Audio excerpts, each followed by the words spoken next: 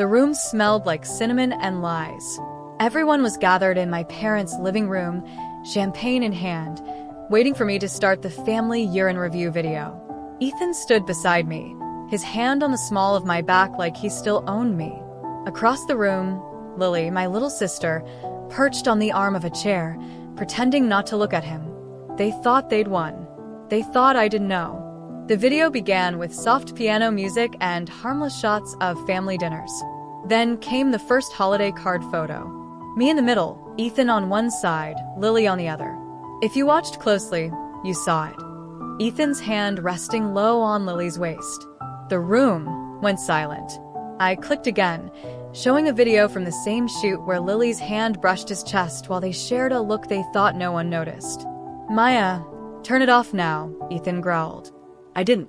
I showed a grid of photos, stolen moments in hotel rooms and balconies I'd never been to, all wrapped in festive holiday borders.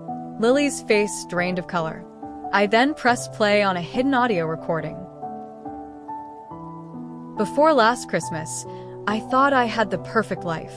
Ethan and I had been married for 4 years, living in a beautiful bungalow with a lemon tree in the backyard. I ran an events company. He worked in real estate.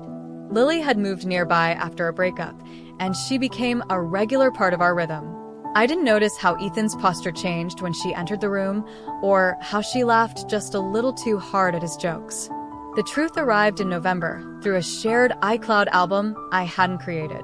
I found photos of them at the Grove, in parking garages, and even a wine glass with Lily's lipstick next to Ethan's watch in a hotel room. I later found a note on his laptop.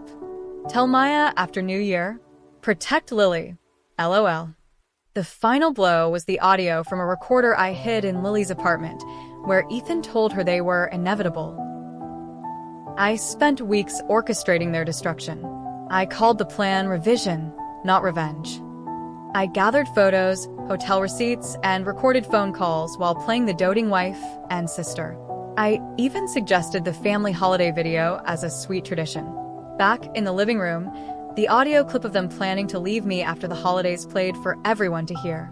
Lily began to cry, but I reminded her she had stood in my wedding and heard my vows. My father finally spoke. "Get out of my house." As they walked toward the door, I delivered the final blow. I sent this video to every single person on our Christmas card list this afternoon. I watched the exact second they realized there was no path back. I sat back down and asked the silent room, "Who wants coffee?"